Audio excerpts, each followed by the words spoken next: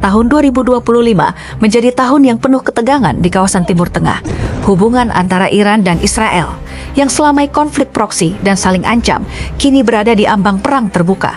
Dunia pun mulai gelisah apakah perang besar akan benar-benar pecah dan mungkinkah itu menjadi pemicu perang dunia ketiga. Konflik Iran dan Israel tidak terjadi dalam ruang hampa. Sejak bertahun-tahun lalu, Iran dituduh mendanai dan mempersenjatai kelompok-kelompok seperti Hizbullah di Lebanon, Hamas di Gaza, dan milisi Syiah di Irak dan Suriah. Israel di sisi lain berulang kali menyerang fasilitas Iran di Suriah dan dituding terlibat dalam pembunuhan ilmuwan nuklir Iran. Namun pada tahun 2025 ketegangan mencapai titik tertinggi. Serangan udara Israel terhadap situs nuklir di Natanz dan Isfahan memicu respons keras dari Iran. Teheran meluncurkan rudal balistik ke wilayah Israel, sementara proksi Iran di Lebanon dan Gaza turut menyerang secara serempak. Ini bukan lagi perang bayangan, ini perang terbuka. Konflik ini bukan hanya persoalan dua negara. Kekuatan dunia pun mulai menunjukkan sikap.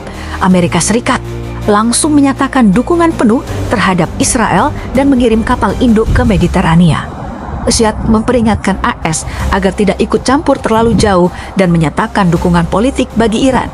China menyerukan deeskalasi tapi diam-diam meningkatkan impor minyak dari Iran.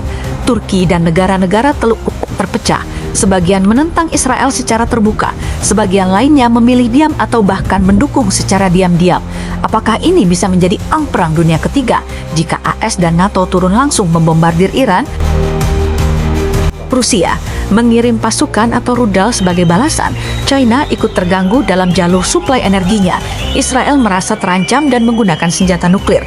Maka dunia bisa saja jatuh ke dalam perang global, bukan sekadar militer tapi juga ekonomi, siber, energi, dan informasi. Negara-negara di luar kawasan pun bisa terdampak secara langsung maupun tidak langsung. Namun dunia belajar dari luka lama. Meski situasi sangat genting, para pemimpin dunia tampaknya menyadari perang skala dunia saat ini bukan hanya soal senjata, tapi juga soal kehancuran ekonomi global dan risiko bencana nuklir.